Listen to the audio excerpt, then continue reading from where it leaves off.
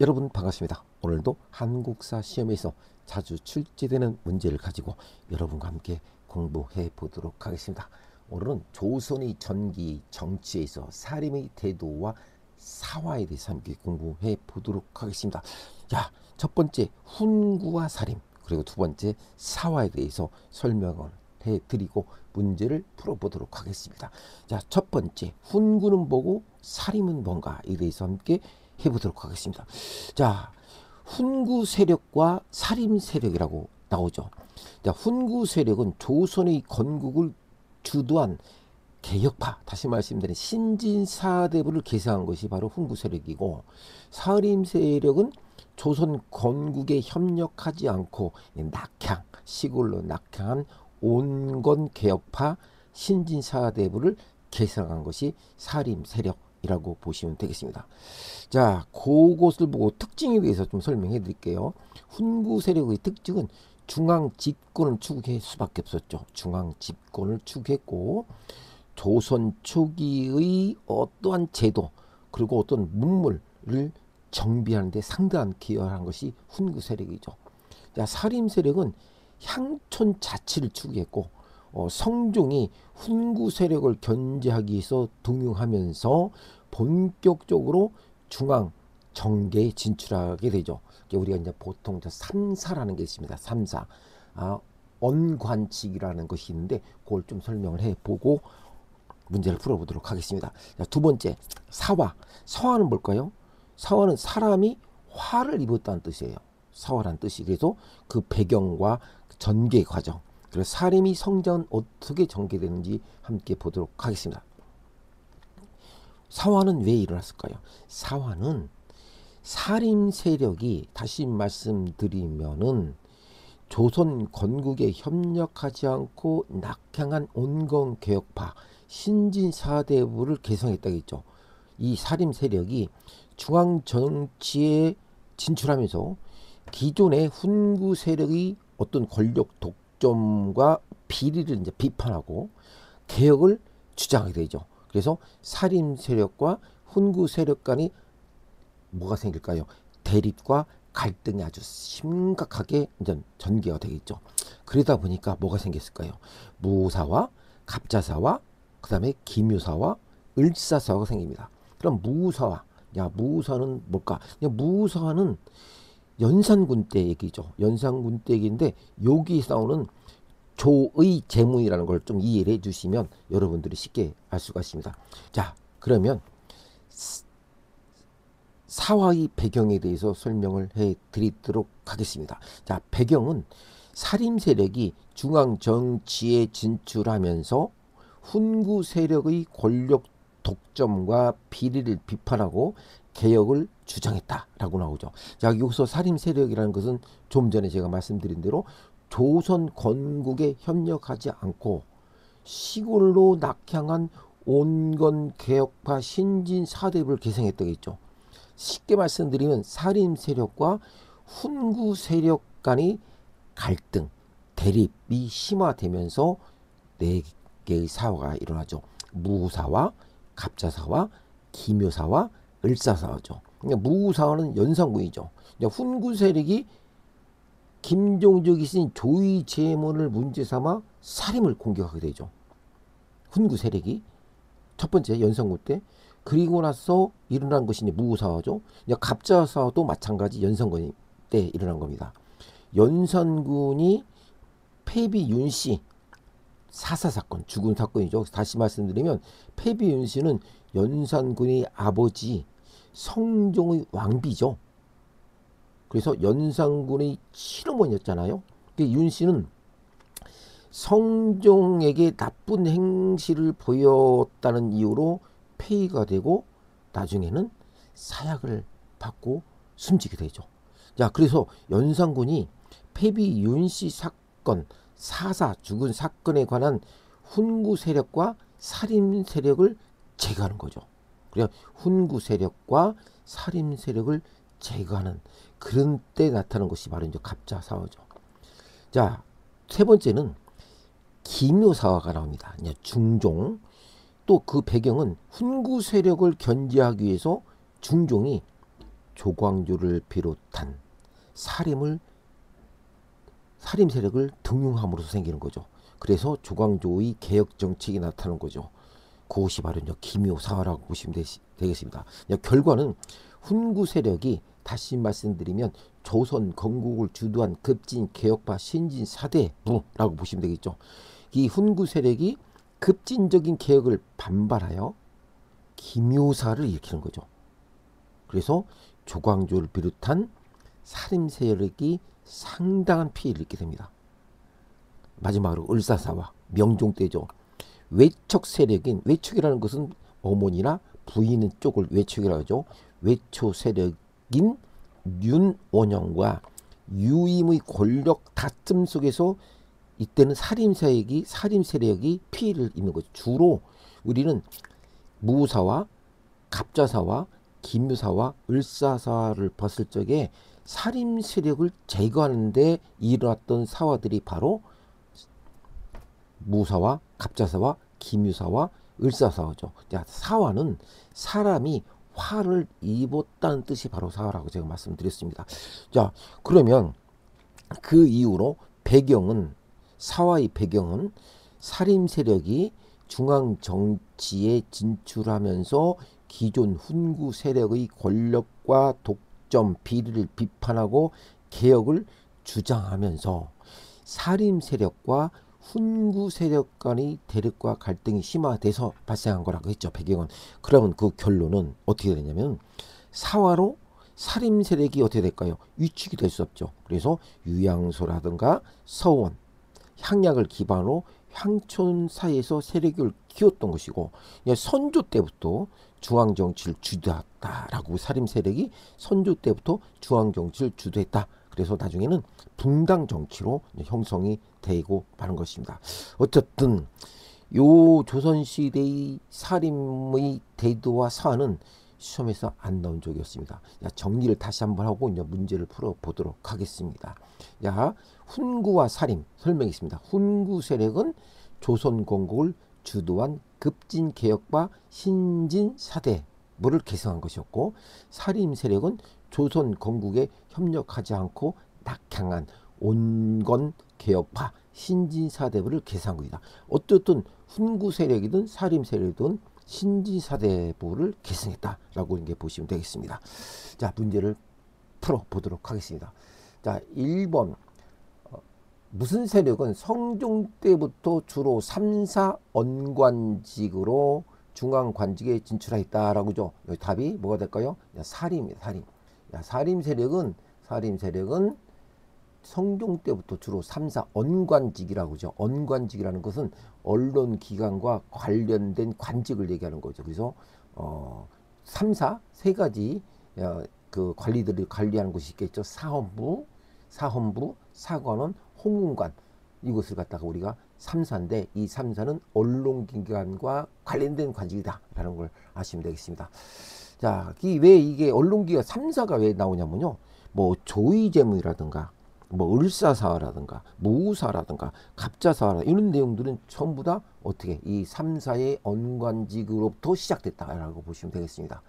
두 번째, 연산군 때 폐비 윤씨 사사라는 것은 죽었다는 얘기죠. 사사 사건이 원인이 돼서 뭐가 났다고 했죠. 갑자년에 갑자사가 나왔다라고 했죠. 갑자년에 갑자사화. 그래서 갑자년에 뭐가 폐비 윤씨 죽은 사건에 관련된 훈구 세력과 사림 세력을 제거한 거다. 이렇게 보시면 되겠습니다. 그래서 폐비 윤씨는 연산군의 아버지 성종의 왕비였죠. 그래서 연산군의 친어머니였고, 폐비 윤씨가 그 폐비 윤씨는 성종에게 나쁜 행실을 보였다는 이유로 폐위가 되고 나중에 사약을 받고 죽는 과정이라고 있죠.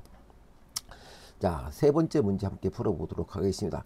중종 때 활동한 조광조는 새로운 인물을 등용하기 위해서 무엇을 실시하였다라고 하죠. 무엇을 실시하냐면 혈량과라고 나옵니다. 혈량과는 무슨 뜻이냐면은 학문과 덕행이 아주 뛰어나고 어진 사람을 추천을 통해서 관리로 선발한 제도가 혈량과라고 보시면 되겠습니다. 그래서 조광조는 중종 때 새로운 인물을 등용하기 위해서는 뭔가 기준이 있어야 되는데 학문과 덕행이 뛰어난 사람을 가지고 누가 추천을 통해서 관리를 선발한 제도였다라고 보시면 되겠습니다. 자, 네 번째 문제를 보겠습니다. 소격소 폐지 등의 개혁을 추진한 조광조죠. 조광조는 소격소의 폐지를 등의 개혁이라는 것은 뭐랄까요? 바꾸는 것이 개혁이죠.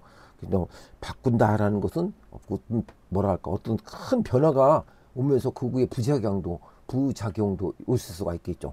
소격소는 뭐냐라고 정리해주면 소격소는 조선시대에 천지, 하늘과 땅, 그리고 그것을 별을 지내는 하나의 도규에 있었어요. 그래서 도규에 있었는데 이것을 갖다가 폐지한 거죠. 이게 어떤 그 재단, 그죠? 재단, 그 제사를 지내는 것을 폐지했다고 보시면 되겠습니다. 소격수가 하늘과 땅, 뭐 별에게 지내는 어떤 제도라고 제사라고 이제 보시면 되겠습니다.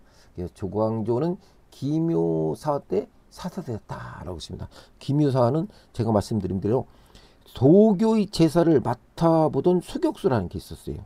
이것이 바로 누가 조광조를 비롯한 사림 세력들이 어찌 될까요? 사림 세력들이 만들어진 거다라고 보시면 되겠습니다. 자, 그리고 이제 새로운 인물을 등용하기 위해서 현량과를 실시했다라고 제가 좀 설명했었죠. 자, 5번 문제 풀어보도록 하겠습니다. 명종 때 외가 쪽을 얘기죠. 어머니나 부인 쪽. 외촉 윤원형과 유님 간의 권력 다툼으로 좀 전에 말씀드렸죠. 을사년에 발생한 을사사화. 그러니까 시험에서 우리가 나오는 것은 외척이란 말이 나오면 무조건 을사년에 발생한 것이다 라고 보시면 되죠. 그래서 그 외척이라는 것은 권력을 잡기 위해서 누군가가 외가 쪽이라든가 다시 어머니 쪽이라든가 부인 쪽에서 상당히 그 세력들이 강해졌죠. 그때 만들어져서 생긴 것이 자기들끼리 싸웠던 그 권력 다툼으로 을사년에 어떻게 이렇게 만들어진 것이 을사사화다라고 보시면 되겠습니다. 6번 살인파와 훈구파는 고려 말 등장한 신진사대로부터 갈라졌다. 어떤 살인파, 훈구파 뭐 다시 말씀드리면 신진사대부는 똑같이 맞습니다.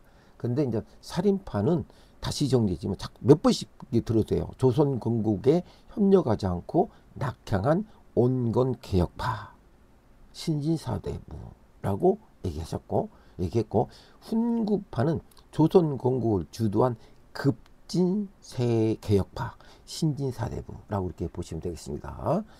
자, 그 다음에 7번 문제 풀어보도록 하겠습니다. 자, 훈구파 대표적 인물은 누굴까요? 훈구파의 대표적 인물은 여러분 알겠죠. 조선을 설계한 정도전이 되겠습니다. 정도전. 훈구파를 갖다가 대표한다면 정도전. 나중에 정도전은 이방원에 의해서 1차 왕자인한 때 죽게 되죠. 자, 그 다음에 살인파는 정몽주 길제이다. 네, 정몽주 길제. 여러분 정몽주하고 관계가 있는 것이 뭘까요? 정몽주는 이방원과도 있죠. 정몽주가 우리가 뭐 하여가 단신가 뭐가 할까요? 정몽주의 단신가가 있지. 단신가가 뭘까요? 단신가는 이런 들었다리 저런 들었다리 만수한 들은 지기 얽혀진 들었다지 뭐 이런 것이 단신가일까요? 그것은 하여가겠죠. 자, 단신가는 이 몸이 죽어주고 100권 고쳐주고 그 충절의 목숨으로 지킨 시주죠. 이 몸이 죽어주고 100번 고쳐줘.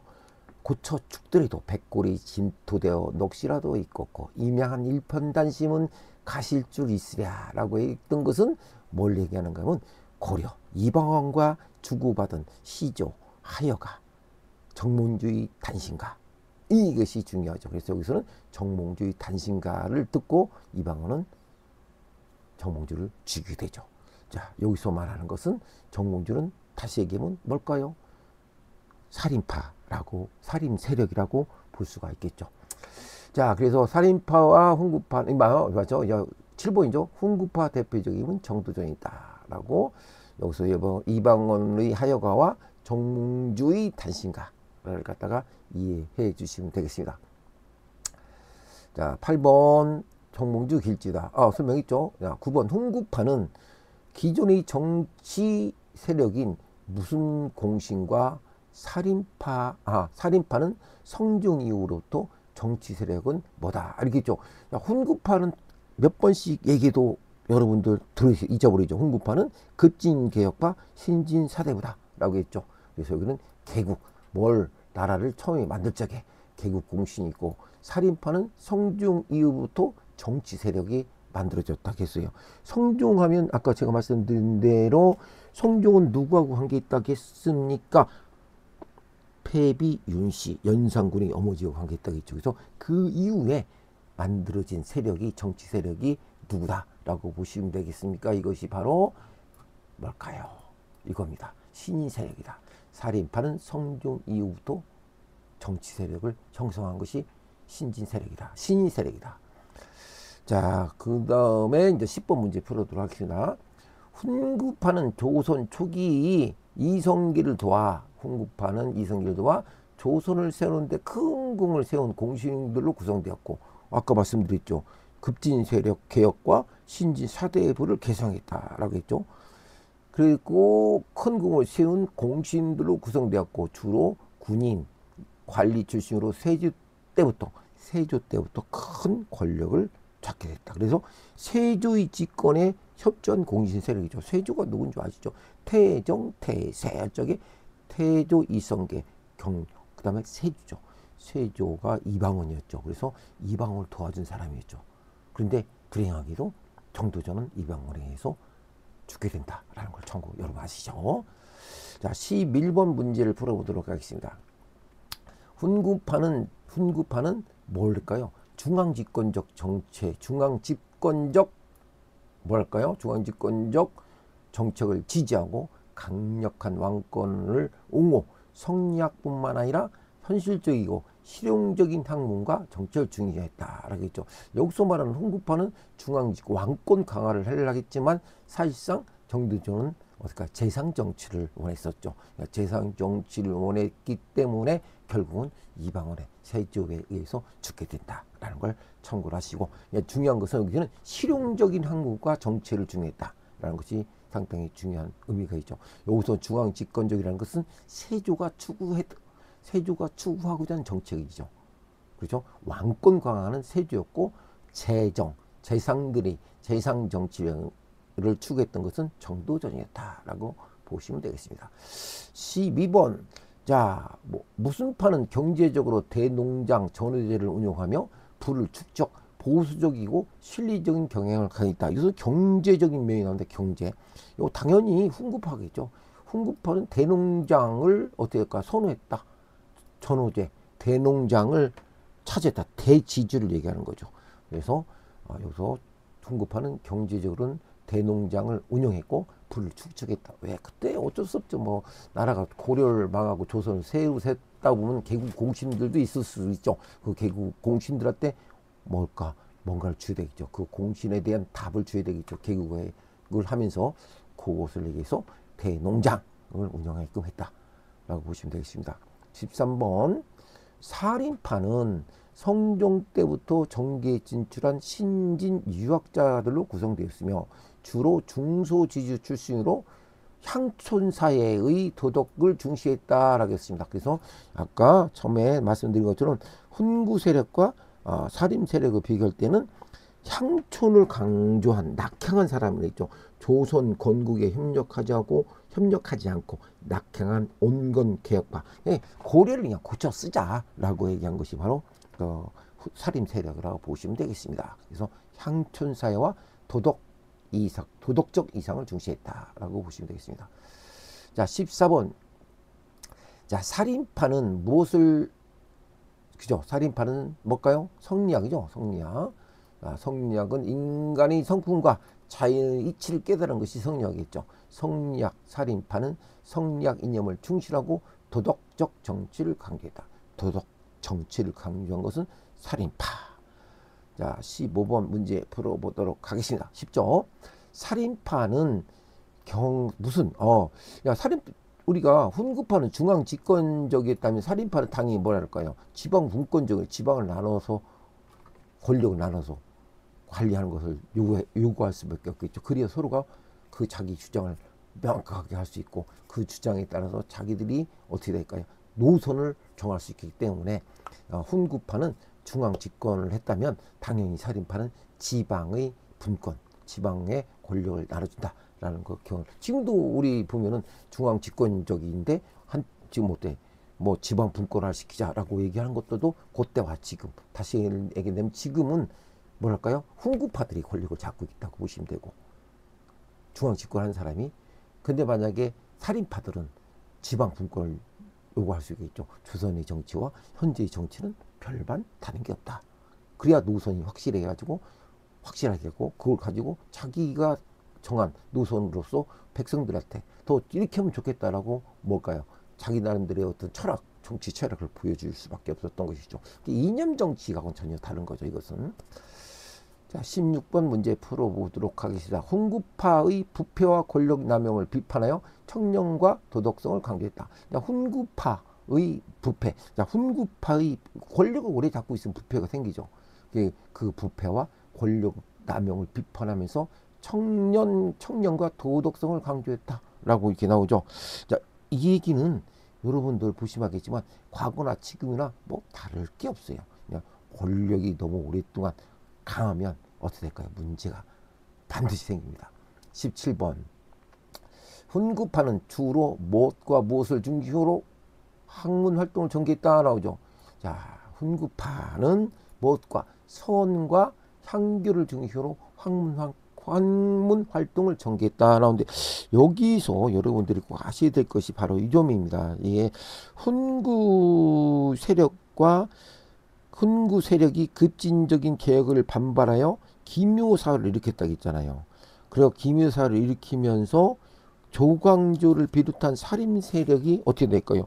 피해를 입었다고 했죠. 그렇죠. 자, 이 얘기는 무슨 얘기냐면은 우리가 일반적으로 봤을 적에 내가 어떤 권력을 잡고자 할 때는 그 나름대로의 권력을 기반으로 할 수 있는 뭐가 있어야 될 거 아니에요. 그 권력을 기반할 수 있는 것이 있다면은 그것을 중심이 있어야 되겠죠. 그래서 이 훈구파는 주로 서원과 향교를 중심으로 학문 활동을 전개했다라고 이렇게 보시면 되겠습니다. 자, 18번 훈구파는 주로 무슨 권력을 유지하려고? 자, 여기서 보시면 중앙 권력을 유지하려 했고 살인파는 지방의 도덕적 이상을 실현하고 했다는 점에 큰 차이가 있다라고 되어 있어요. 훈구파는 중앙 집권, 그 다음에 살인파는 지방 분권 또는 지방의 도덕적 학문을 가지고 그것을 실현을 하라고 했던 것이 차이가 있다라는 것을 여러분 이해를 하셔야 되겠습니다. 자, 오늘은 조선시대 사람의 태도와 사화에 대해서 여러분과 함께 공부했습니다. 자, 다음 시간에는 계속 조선 후기의 정치와 외교에 대해서 공부를 해보도록 하겠습니다. 다음 시간에 뵙겠습니다. 안녕히 계십시오.